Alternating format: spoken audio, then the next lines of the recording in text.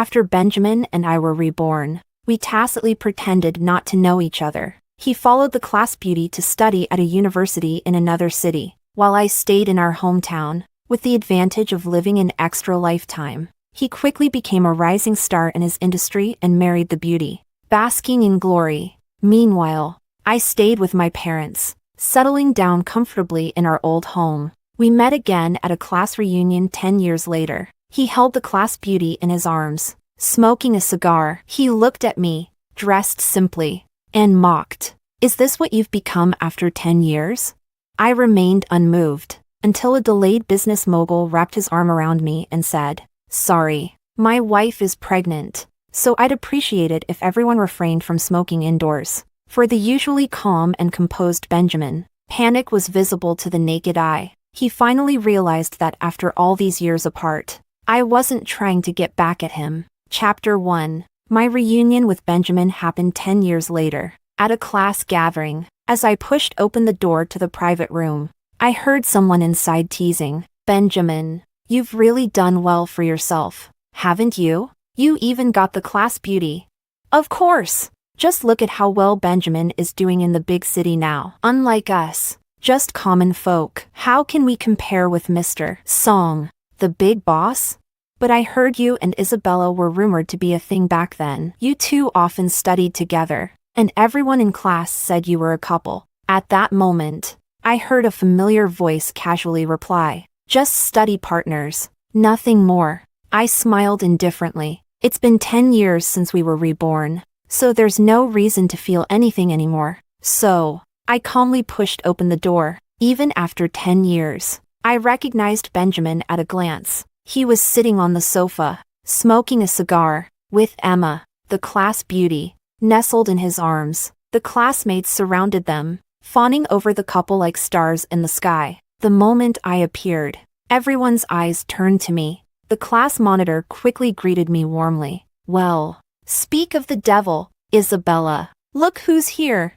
Benjamin and I exchanged glances. He held Emma close, his eyes roaming over me with a hint of disdain. Today, I was dressed simply and plainly. Considering I was pregnant, I didn't bother with makeup. I probably looked a bit tired and worn. No comparison to Emma. She was dressed in Chanel, carrying a Hermes bag, with a full face of makeup that made her look like she had been well pampered. I greeted them all graciously. "Long time no see." Benjamin nodded slightly, his attitude distant. Emma gave me only a faint smile, not wanting to be overly friendly. I turned and joined a few familiar classmates for a chat. "We're just missing Christopher," the class monitor suddenly said. "He just texted to say his flight was delayed, so we shouldn't wait for him." Everyone sat around the dining table. They all eagerly toasted Benjamin, raising him up high. After a few rounds of drinks, I went to the bathroom. As I was coming out, I ran into Benjamin, his face flushed from the alcohol. He sneered, "Isabella, is this what you've become in the 10 years since you left me?" I remained unmoved. I was suddenly reminded of what happened before we were reborn. Chapter 2. Before our rebirth, Benjamin and I had a fierce argument on the highway. The cause was that after graduating from university, I had accompanied Benjamin to the big city, working hard together for a full 10 years. Now that our careers had seen some success, I wanted to return to our hometown. I'm an only child. Last year, my father passed away due to a cerebral hemorrhage because he wasn't taken to the hospital in time, leaving only my mother at home. I couldn't stop worrying about her. Benjamin had promised me back then that once we earned enough money, we'd go back. But now he kept delaying, saying there's no future back home and it's not worth returning. He made it clear that he never wanted to go back. At most, we could bring my mother here to live with us. But my mother had visited before and didn't adapt to the city, with no friends or relatives around. Not to mention, even after all these years, I didn't feel a sense of belonging in this city. I finally couldn't hold back and snapped at him. "If you won't go back, I'll go back myself." "Do you have to force me like this?" Benjamin questioned me. "What's so bad about staying in the city? Do you want to remain a country bumpkin all your life? Do you want our child to start life at a disadvantage?" I was 5 months pregnant at the time. Because of the pregnancy, I wanted to go back even more. I knew how hard it would be to leave a city once the child was born. Besides, our hometown wasn't bad at all, though not an international first-tier city. It was close enough. Nothing like the bleak picture Benjamin painted. So, according to you, everyone who stays in a small city is useless? It's the useless people who are willing to eke out a living in small cities, muddling through life without ambition. Benjamin said disdainfully. I despise such people the most. In your mind, am I such a person? I sneered. I don't want you to become such a person, Benjamin replied righteously. Suddenly, he added, had I known, I shouldn't have chosen to stay in our hometown for university with you back then. I wasted 4 years. I should have come here early with Emma to make my mark. Before graduating high school, Emma had confessed to him, but he rejected her. He and I had been study partners for 3 years and naturally developed feelings. But ever since he accompanied me in applying to our hometown university, he had repeated countless times over the past 14 years that he regretted it. Initially, I thought he was just joking. Perhaps he was indirectly telling me how much he liked me and how much he had sacrificed for me. Later, I realized he truly regretted it. So, after we had a car accident and unexpectedly were both reborn on the day of college application submissions, he unhesitatingly followed Emma to a university in another city. I stayed in our city. We both knew the other had been reborn, yet we tacitly didn't interfere with each other's choices. Chapter 3. I thought we'd never cross paths again in this life. At this moment, seeing his demeanor, it was clear he was deliberately waiting for me. Seeing my silence, he mocked. Now you finally understand what kind of progress you can make staying in your hometown? Look at yourself, then at our old classmates. Has anyone done well? But even if you regret it now, it's too late. I've decided to marry Emma. He took out a sizable ring. The diamond was large, probably 5 carats. I could tell at a glance because it was slightly smaller than the one I had at home. He said, if you hadn't been so difficult, this ring would have been yours. Then congratulations to both of you. I replied indifferently. I walked past him directly. I could feel Benjamin's displeased gaze behind me. I didn't understand what he was unhappy about. He chose his own path, living the life he had dreamed of in his past life. Does he really need to see me regret to feel satisfied? I returned to my seat, and my phone suddenly rang. Seeing the caller ID, I answered. Have you landed? Yes. I'll be there shortly. If you're tired, maybe you shouldn't come. I can go back by myself later. How can I let my wife attend a reunion alone and go back by herself? I'll be there in 20 minutes. I smiled and didn't say more. Just as I put down my phone, someone approached me. Isabella. Emma came over, holding a glass. Long time no see. Let me toast to you. I should thank you, Emma said with a smile. Benjamin told me that if you hadn't been his study partner back then, he wouldn't have gotten into a top-tier university. No need for thanks. We just helped each other. Regardless, you contributed to Benjamin's current success. I toast to you on his behalf. As she spoke, she tried to pour beer into my glass. I don't drink. I declined. Just a little, ignoring my refusal. She proceeded to pour. I reached out to push her hand away. Ah! Emma suddenly screamed. Beer spilled onto her clothes and bag. She hurriedly grabbed napkins to wipe, complaining, my clothes and bag can't get wet. Other classmates, aware of the high value of her outfit, looked at her nervously. After wiping for a while, Emma turned to me and said, Isabella, even if you're jealous of me, you shouldn't treat me like this. You've ruined my clothes and bag. Can you afford to compensate? Chapter 4. Before I could say anything, Benjamin walked over and angrily scolded. Isabella, you've gone too far. I didn't do it on purpose. I explained. It really wasn't intentional. And just now, I barely even pushed the bottle. I was just stopping Emma from pouring the drink. But somehow, the beer had spilled from her bottle onto her clothes. Just because I mentioned that Emma and I are getting married. You couldn't handle it? Benjamin mocked me in front of everyone. The classmates around us couldn't help but chime in. Really? I always thought Isabella was pretty calm. Not the jealous type. People aren't always what they seem. The more someone acts like they don't care, the more they might actually care deep down. I heard Isabella and Benjamin used to be together, but they broke up when Benjamin went to university in another city. Now that Isabella sees how well Benjamin is doing, she probably regrets not leaving with him. I was speechless, but I kept my patience and explained again. I really didn't mean it. And I told Emma that I don't drink. She insisted on pouring me a drink, and that's why this happened. I genuinely appreciate you helping Benjamin with his studies back then, and I hope you can let go of whatever feelings you're holding on to. Emma said sincerely. I know you've always had a soft spot for Benjamin. I was stunned. I looked at Emma, confused. What makes you think I still have feelings for Benjamin? Did I say something that made you misunderstand? Or was it something about my expression or my eyes today?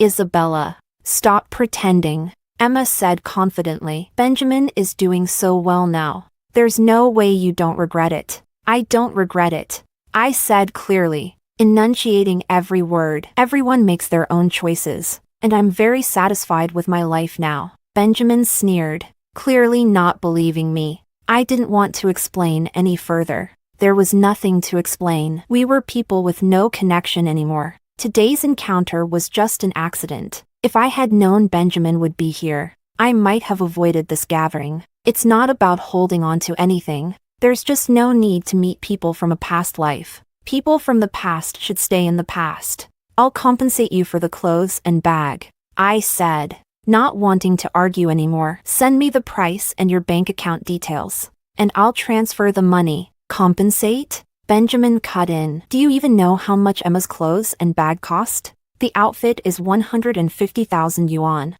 The bag is 300,000 yuan, not including the accessories. I'll cut it down to 450,000 yuan for you. How are you going to pay for that?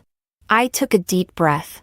I reminded myself not to get angry at Benjamin's condescending attitude. The doctor said pregnant women should maintain a good mood. I'm not that petty. If you apologize sincerely to Emma, we can let it go, Benjamin said magnanimously. An apology isn't enough, Emma quickly added. You need to promise in front of all our classmates that you'll never have any inappropriate thoughts about Benjamin again. Chapter 5. Heh. I laughed. I was so angry I found it amusing, looking at Emma's arrogant demeanor. I picked up the half-empty beer bottle beside me. The doctor said pregnant women shouldn't get angry, but holding it in is worse. So, slowly and deliberately, I poured the remaining beer all over Emma's clothes and bag. Emma was shocked. She stared at me in disbelief for a long moment before saying, Isabella, are you crazy? What are you doing?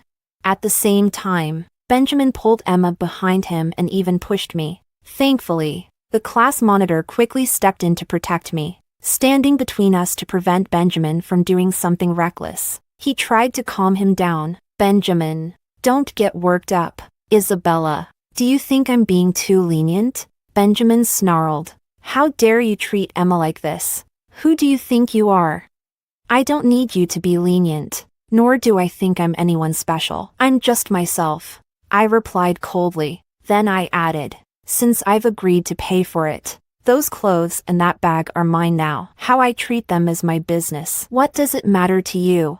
Can you even afford it? Benjamin asked harshly. Give me the bank account, I said, enunciating each word. Are you really willing to go bankrupt just to spite me? Isabella, if you had controlled your stubborn temper earlier, we wouldn't be in this situation. Give me the bank account, I repeated, my voice firmer this time. Don't regret this, Benjamin warned. Benjamin, stop wasting time with her, Emma urged, fuming. If she's being so ungrateful, just give her the account number and see if she can actually pay. Without further hesitation, Benjamin rattled off a string of numbers. I entered the bank account details and tried to transfer the money, but the system notified me that my password was incorrect. I was sure that was the right password. I thought for a moment and tried another one. Still wrong. I pressed my lips together. Was it really true that pregnancy makes you forgetful? Suddenly, I couldn't remember. Benjamin and Emma stood by, waiting, while our classmates watched, clearly enjoying the spectacle. Seeing that I wasn't able to transfer the money, Emma smirked. Isabella, weren't you just acting so proud? Where's the money? Why hasn't anything shown up in Benjamin's account? Benjamin held his phone in his hand, watching, but there was no notification of a deposit. I forgot my password, I explained. I was worried that if I tried again, the account would get locked. How convenient, Emma sneered, dripping with sarcasm. Benjamin laughed disdainfully. The surrounding classmates whispered among themselves. I really thought Isabella was going to pay. I was already feeling sorry for her. Who would be that foolish? 450,000 yuan is half a house. Benjamin and Emma were willing to let it go, but Isabella just had to make it worse. Now she's really embarrassed. Isn't she? She can't back out now. Emma asked coldly. So, are you going to write an IOU? How long will it take you to pay it off? A year, 2 years, or a lifetime? 10 minutes, I said flatly. Christopher should be here by then. Stop pretending. Isabella, you can't afford to pay, Emma said, clearly out of patience. You should have just apologized earlier, but now you'll have to get on your knees and beg me. Everyone was waiting to see me make a fool of myself. But at that moment, the door suddenly swung open, accompanied by a familiar voice. Sorry I'm late. Chapter 6. Christopher walked in. Everyone's attention turned toward him. He offered an apologetic smile. Sorry for being late. My flight was delayed. With that, he walked straight over to me. He took in the scene and noticed something was off. What's going on? It's just a small misunderstanding. The class monitor quickly tried to smooth things over. Turning to Emma and Benjamin, we're all classmates. There's no need to make things so tense. Can't you just give me a bit of face? Class monitor, it's not about that. It's that Isabella doesn't know her place, Emma said arrogantly. I wasn't even going to make a big deal out of this, but she insisted on pouring beer on me. No matter how forgiving I am, I deserve an explanation, don't I? Is that so? Christopher turned to me, a hint of a smile on his lips. Did you pour beer on her?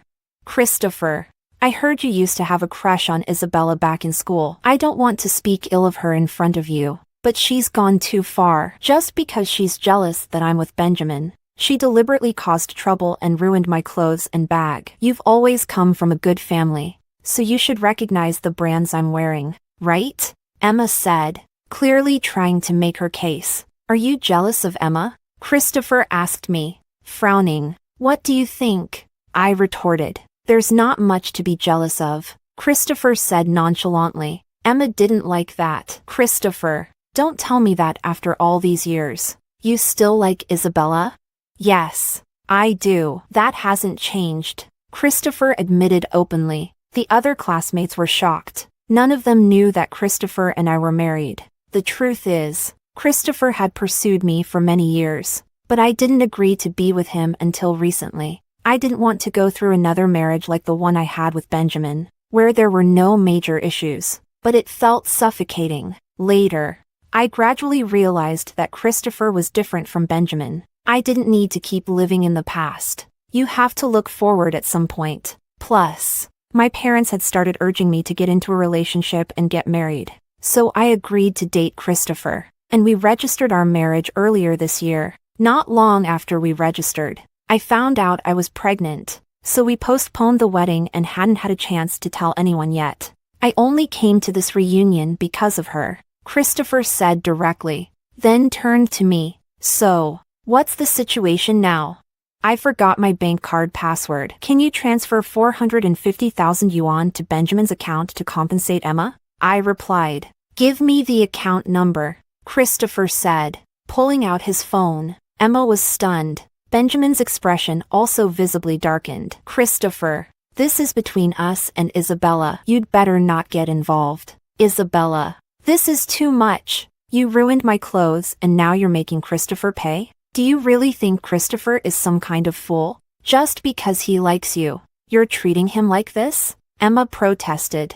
They all knew that Christopher came from a wealthy family. Back in high school, he was already being driven around in a Mercedes. Chapter 7. I want to, Christopher said with a smug tone. If she needs me, I'm more than willing. Emma was so angry she couldn't even speak. She had intended to embarrass me. As for why she disliked me so much, I had no idea. After all, Benjamin and I were over ages ago, so there was no reason for any hard feelings. Is this the account number? Christopher asked, confirming it with Benjamin after inputting the details. Benjamin glanced at it but said nothing. His face dark. Christopher didn't delay and transferred the money. Benjamin received a text notification confirming the deposit. Emma leaned over to check and said in disbelief, "Christopher, you really paid Isabella's 450,000 yuan. What else did you expect?" Christopher said impatiently. "Now that the money's been paid, can you please go back to your seat?" Emma gritted her teeth. She looked over at Benjamin, but Benjamin said nothing, his face still dark, and walked away. Emma quickly followed him back to their original seats. Benjamin grabbed the remaining cigar in front of him and started smoking again. The class monitor was trying to get everyone to eat and drink. Christopher sat beside me, frowning as he watched Benjamin smoke. "Sorry, Benjamin, but my wife is pregnant. Could you please not smoke indoors?" Benjamin paused. He didn't immediately register Christopher's words. Emma was equally surprised and quickly asked, "Your wife? Who's your wife? Isn't it obvious?" Christopher smiled lightly. He casually put his arm around me and introduced us confidently. "We just registered our marriage, so we haven't had the wedding yet. We didn't get a chance to tell everyone because Isabella unexpectedly got pregnant, so the wedding will be delayed." "You married Isabella?" Emma's voice went sharp.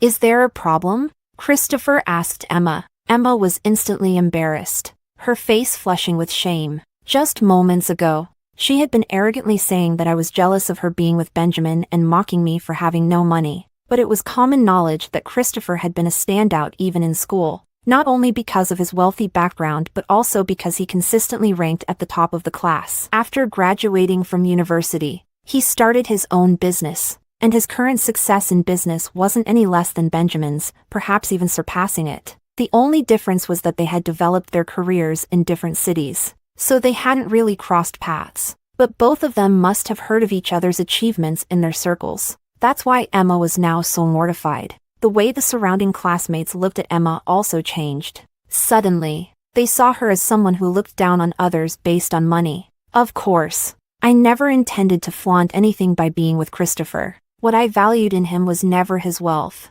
status, or position, but rather that we were like-minded, living through another life. I deeply understood how important it is for two people to share the same values. Otherwise, even the most beautiful love will eventually be buried in the grave of marriage. After Christopher announced our relationship, all our classmates eagerly toasted us. Christopher protectively said, "My wife can't drink alcohol. She can only have milk." Got it. We wouldn't dream of acting like some people who use their money to bully others, one classmate quipped sarcastically. In an instant, the mood among the classmates shifted completely. Emma's face turned an even deeper shade of unpleasant. She looked at Benjamin with a pitiful expression, hoping he would say something on her behalf. But Benjamin wasn't even looking at her. Instead, his gaze was fixed directly on me. I didn't want to engage, but Benjamin's stare was making me uncomfortable, so I turned to meet his eyes.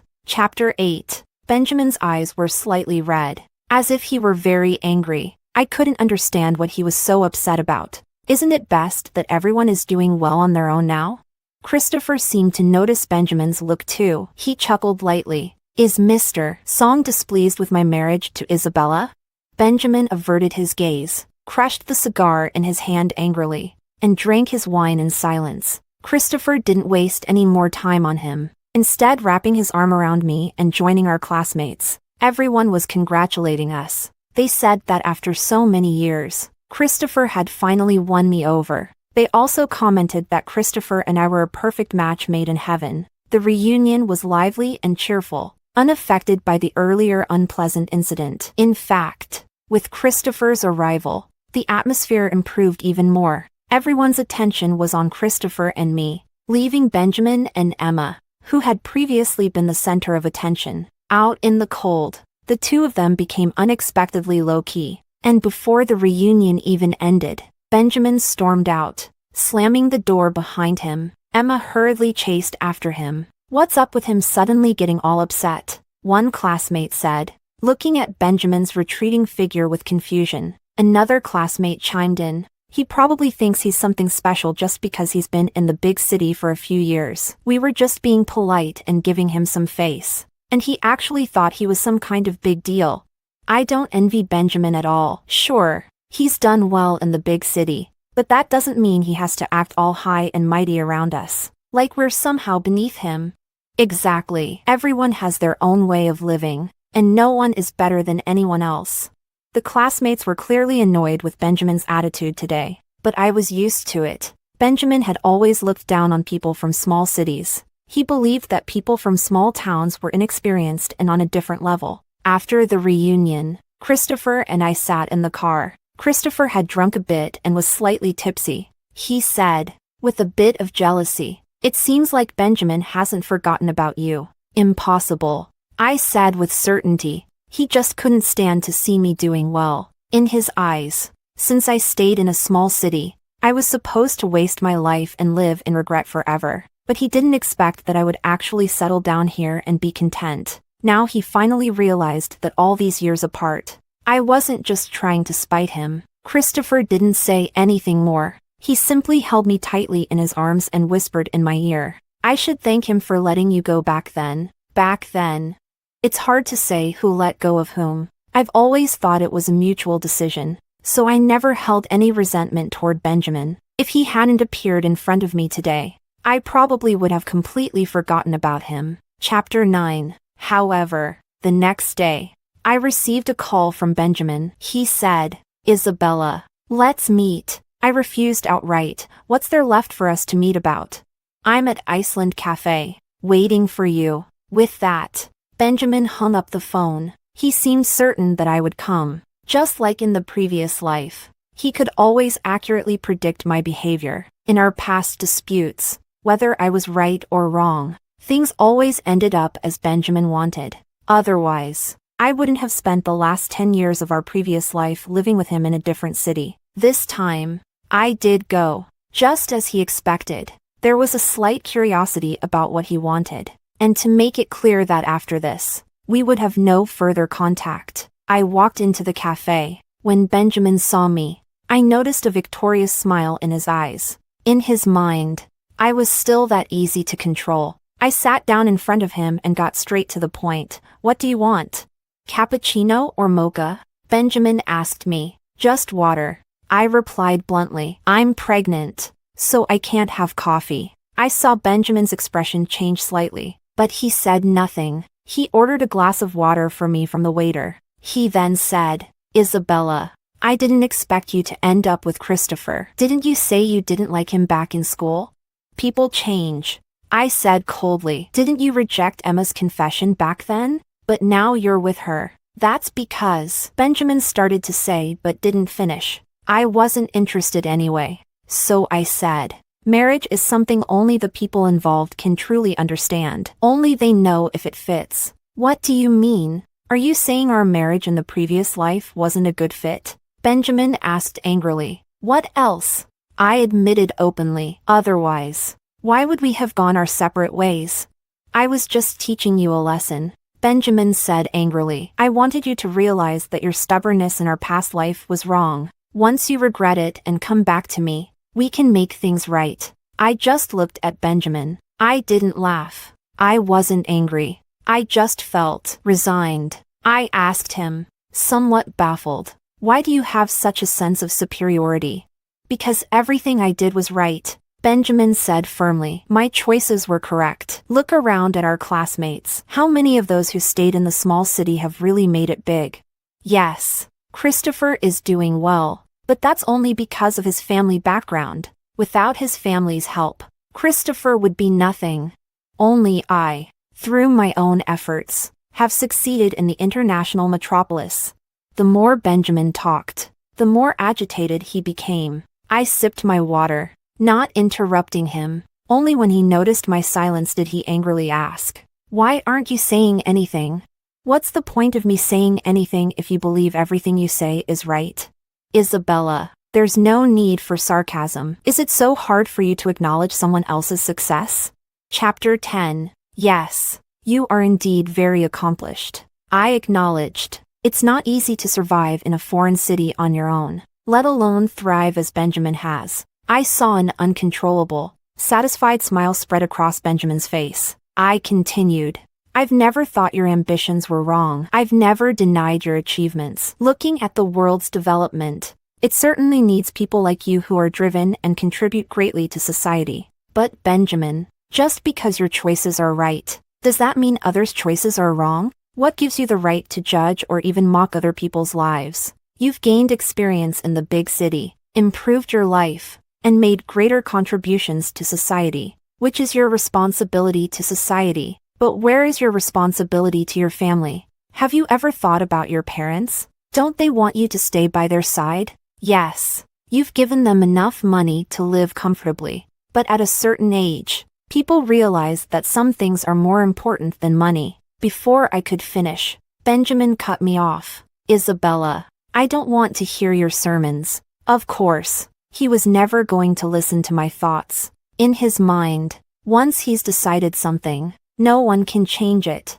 That's why I realized how important it is for two people to share the same values. I didn't say anything more. We sat in silence for a moment. Then Benjamin spoke suddenly. Isabella, I'll be direct. I came to see you today to ask if you would come back with me. I was stunned, thinking I had misheard. Seeing my expression, Benjamin sighed. Yes. Consider this me making the first move. If you come back with me now, we can pretend the last 10 years never happened. The only condition is that you get rid of the child. I was silent for a long time, trying to process what Benjamin had said. I thought Benjamin had asked to meet today just to show off how well he was doing and how much I had lost by leaving him. I came here today to tell him that I'm doing great and have never regretted it for a second. I never imagined he would ask for a reconciliation. We're already living in two completely different worlds. Too happy to speak? Benjamin raised his eyebrows, misinterpreting my silence. Benjamin, are you out of your mind? I finally couldn't hold back, my voice rising. Benjamin's face turned dark. I'm married now, and I'm pregnant. I have a stable and happy family, and you already have a fiancé and have established yourself in the big city. And now you're asking me to be with you? I was genuinely shocked. Is it that I can't acknowledge your success? Or is it that you can't stand to see me doing well? Benjamin looked embarrassed by my words and retorted. Isabella, I know you've been holding a grudge against me for the past 10 years. Just because I didn't fulfill your wish to return to our hometown back then? Fine. I'm willing to make amends. I'll go back, deal with my work, and then return to stay with you near your parents. I looked at Benjamin in silence. Benjamin thought I was considering his offer and generously added, I know it might be difficult for you to make a decision right away. I'm leaving the day after tomorrow, so you can give me your answer by then. There's no need to wait until the day after tomorrow. I can give you my answer now. Chapter 11. Benjamin looked at me, surprised. You've already decided? He asked. There's nothing to think about. Benjamin, I have my own life now. We've been done for a long time. The moment we were reborn, we made our choices. I don't need you to sacrifice your life in the big city or your ambitions for me. Isabella, you'd better think carefully before you speak. I'm not going to make this offer again. If your purpose today was just to say that, then there's no point in wasting more time. I said as I stood up. Goodbye. Goodbye forever. Isabella. Benjamin grabbed my arm, panic flashing in his eyes. I've come this far, and you're still not satisfied? He demanded angrily. What do you mean, come this far? Do you think that after 10 years apart, we can just get back together with a single word from you? What makes you think that's possible, Benjamin?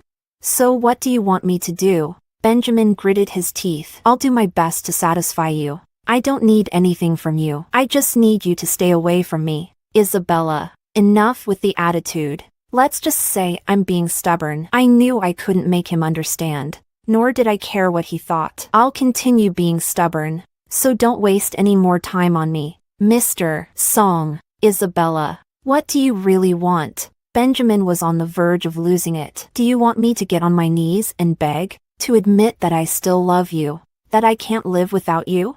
I looked at Benjamin. His words today completely overturned my perception of him. Seeing my sudden silence, Benjamin softened his tone. Think of the past 10 years as just a dream. Let's start over. I only left back then because I was upset with you. Not because I didn't love you anymore. How could it have been just a moment of spite? I sneered. You simply followed the path you wanted. And now that you've found it's not as fulfilling as you thought, you want to go back and start over. Benjamin was visibly upset. Almost furious. When did I ever say I regret anything? With my current success, why would I need to regret anything? At my word, Emma would jump at the chance to have my child.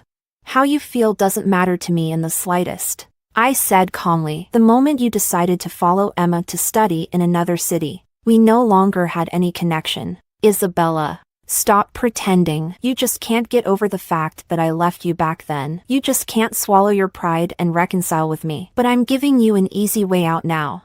I did have a hard time accepting how decisively you left with Emma back then. I admitted. I did feel lost after we were reborn. I never expected Benjamin to make up his mind so quickly and so absolutely. I thought that after all our years together, he would have hesitated. At least a little, but he didn't. During that time, I felt like a complete joke. From that moment on, I let go of all my feelings for you. I said, looking directly at Benjamin, if you hadn't suddenly appeared in front of me today, I probably wouldn't even remember you. Isabella, I don't care whether you believe me or not, but that's my honest thought. I hope you'll never appear in front of me again, disrupting my happy, fulfilling, and hopeful life. I forcefully shook off Benjamin's hand and walked away without looking back. Chapter 12. I thought that after saying all that, after things ended so unpleasantly with Benjamin, we were completely done. I believed we would never have any more contact.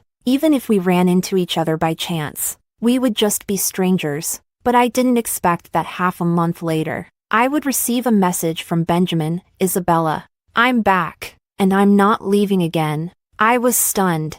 I recognized the words, but suddenly, I couldn't understand what they meant. Can we meet?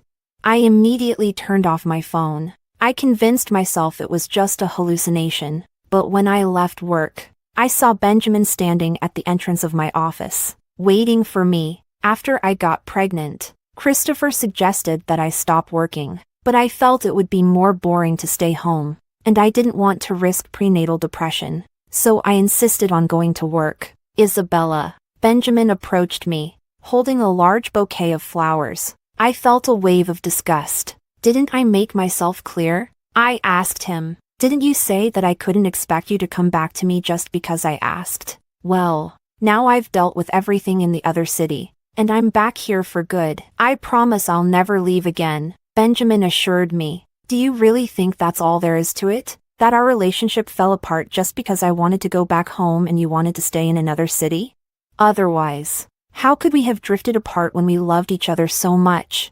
We drifted apart because we both made choices, because we both gave up on each other. I never gave up on you, Benjamin said, agitated. I know you're doing well now, and Christopher treats you well. He's willing to stay in the city you love, and he can provide you with a good life. But I can give you all that too now. If you know I'm doing well, why are you still trying to interfere with my life? Because deep down, you really love me, Benjamin said with certainty. You only settled for Christopher because I left. Now that I'm back, you shouldn't go against your true feelings. I didn't mock Benjamin for his arrogance. After all, I did love him very much back then, which is why he has the confidence to say these things now. Benjamin, do you know that love can lead to disappointment and eventually fade away? I looked at him. Benjamin's eyes turned red. He probably didn't expect me to be so indifferent to him. Indifferent to the point where he could no longer sense any emotion from me. In our past life, I followed you to another city, and you promised me we'd return home. But in the end, you said we'd never go back. I never doubted your pursuit of your career and life goals, especially since you did succeed. What angered me was that you shouldn't have lied to me. From the moment you asked me to go with you, you had no intention of coming back. Did you? Benjamin tried to justify himself. I was afraid you wouldn't come with me. I really loved you and was scared of losing you. And after we were reborn, you didn't hesitate to follow Emma to another city. Did you not think about the possibility of losing me? Benjamin was at a loss for words. He said painfully, I thought you loved me enough to wait for me. I never imagined you would actually be with another man. So, because I ended up with someone else, you couldn't accept it. And that's why you came back to find me? Chapter 13. Isabella, I really do love you. Being with Emma was just a momentary infatuation. The one I've loved all along has always been you, Benjamin said with deep emotion, but his words only made me feel disgusted. You didn't love Emma, yet you wasted 10 years of her life. You say you love me, yet you demand that I submit to you. Now that you've realized everything is slipping out of your control, you start to panic and regret. Don't you think your behavior is despicable? I'm sorry. Benjamin suddenly apologized. He seemed unsure of how to defend himself. I'm sorry, Isabella. Can you forgive me this time? I promise I'll never disappoint you again. Benjamin took out a ring from his pocket. It was the same ring he had intended to give to Emma for their wedding. He said, Isabella, do you remember this ring? When we got married in our previous life, we couldn't afford it, but I promised I would get it for you one day. I came back this time to ask for reconciliation, and I bought this ring especially for you. Do you know why Emma was so hostile to you at the reunion? Because she knew I was going to reconcile with you. I couldn't help but laugh. So at the reunion, he had planned to reconcile with me, but instead of showing kindness, his way of reconciling was to try to put me down, to make me beg to come back to him. I didn't want to say much more. I just looked at the ring and couldn't help but comment. I remember that even after you got rich in our previous life, you never gave me that ring. I was too busy back then. No, it's because you only realized the value of something after you've lost it. Even if that's my fault. Even if it's all my mistake. Isabella, can you give me one more chance? Marry me, and we'll start over. This time, I'll give you everything you want. As he spoke, Benjamin knelt down and proposed to me in front of my office building. In our past life, I must have loved him too much, which is why he's so confident that if he turned back, we would reconcile as if nothing had happened. I shook my head and coldly rejected him. There's no chance, Isabella. I gave up my career in the big city for you. That was your choice, not mine. I interrupted him, and I've already told you. Our separation wasn't mainly about the city. It was your actions, time and again. That made me feel cold. I can change. No, you won't. Everything you do has a purpose. I decided not to spare his feelings anymore. You knew I once loved you deeply, so you used that love to deceive me without restraint. You knew that even if I found out in the end, I would still forgive you. You didn't buy the ring because I wanted it, but because you wanted to use it to hold on to me, because you realized that I really don't care about you anymore. The reason you chose to stay isn't for me. It's because your parents are getting old, and your mother suddenly fell ill. They need you to be here to take care of them, and Emma isn't willing to stay with you here. So you thought of me. I spoke calmly. I even smiled, because I realized that I really didn't care anymore. Even knowing Benjamin's impure motives didn't stir any emotion in me. I saw Christopher approaching from a distance, coming to stand by my side. I knew he was waiting for me. He respects all my decisions, and he has enough confidence because his love and care for me are something Benjamin could never match. Chapter 14. Honey, can we go now? Christopher asked, holding me close. I nodded.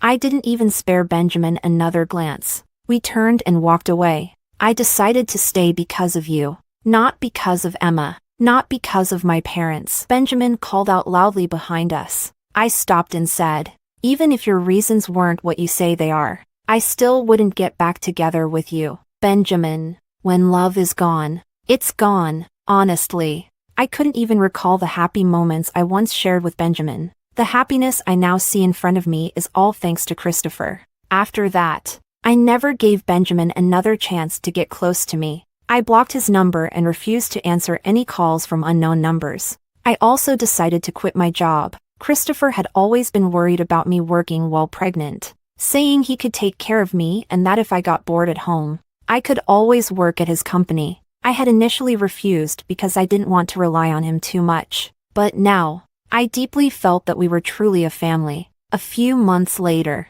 I gave birth to a daughter. 6 months after that, Christopher and I held a grand wedding. We invited many old classmates, but, of course, not Benjamin. When Christopher and I went to the classmates' table to toast, I overheard a conversation. Benjamin hasn't been back to the other city in over a year. I heard he and Emma broke up too. Benjamin's mother passed away a few days ago. Another classmate added. Fortunately, Benjamin stayed home with her for more than a year. Otherwise, he would have regretted it forever. I attended the funeral the other day. Benjamin looked very different. Not at all like the vibrant person he was at last year's reunion. He seemed lifeless. It's said that his mother's greatest regret when she passed was not getting to hold a grandchild. Could it be that Benjamin still can't get over Emma? No, a female classmate whispered. Emma was willing to stay in their hometown for Benjamin's sake and even tried to reconcile with him. But Benjamin refused. Emma said Benjamin couldn't forget. She glanced at me but didn't finish her sentence. She knew it wasn't appropriate to talk about such things at a wedding. I pretended I hadn't heard, calmly sipping my wedding wine and greeting our guests. After the wedding, Christopher and I returned home, exhausted. I was so tired I didn't want to move. Christopher was sorting through the wedding gifts. Suddenly, he called out to me, "Isabella, there's a personal envelope for you."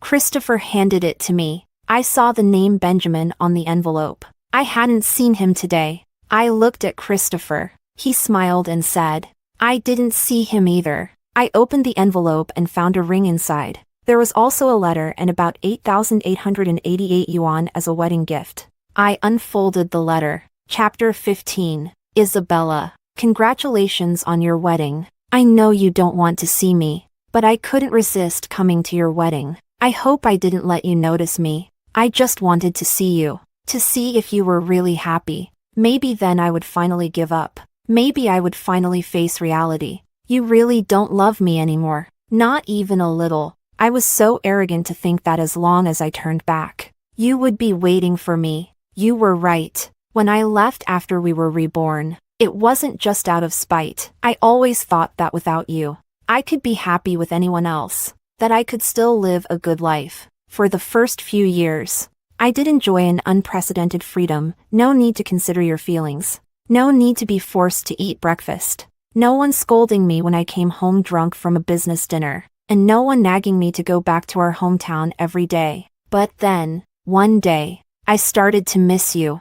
I missed your cooking, missed how you would wait for me in the living room no matter how late I came home from work, missed how you would hold me tightly in your arms. I missed you for a long time, but I never came to find you. I stubbornly believed that you should be the one to give in between us, because your choice was wrong, until I couldn't stand it anymore. I desperately wanted to be with you. I even started calling Emma by your name sometimes. So I came back and attended the reunion. When I saw you dressed so simply, I naively thought I had one. You seemed to be doing so poorly. If I asked you to come back to me, surely you wouldn't refuse. But reality slapped me in the face. There was no love left in your eyes when you looked at me. I thought I could use money to suppress you. I didn't expect that you had already married Christopher. And you were pregnant. You didn't lack money, nor did you lack love anymore. I started to panic. I didn't know what I could do to bring you back to me. I kept telling myself that you were just acting out of spite towards me by choosing Christopher,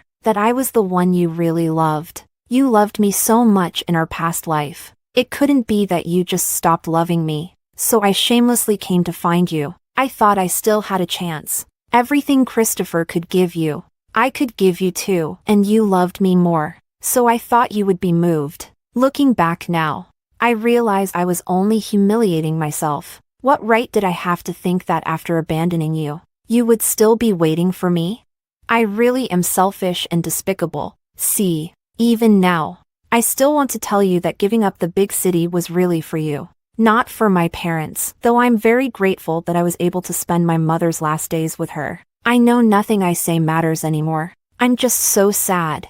Isabella, my heart hurts so much. I went to the hospital the day you gave birth. I saw Christopher holding your baby. I saw the joy on his face as he became a father for the first time. And it reminded me of the child we never had in our past life. I was really looking forward to having that child. I was ready to be a father. But in this new life, I missed my chance. I'm sorry, Isabella. I'm sorry. I wish you endless happiness. I looked at the letter with a mix of emotions. Benjamin's feelings now were probably similar to mine when we were first reborn, watching him leave without a backward glance, even though I kept telling myself to respect his choices. But in the quiet of the night, I would still break down, feel resentful, suffer, and struggle. But now, it's all in the past. I don't know how long it will take Benjamin to move on. Honestly, it doesn't matter anymore. I threw the letter into the trash. I didn't notice the words written on the back of the envelope.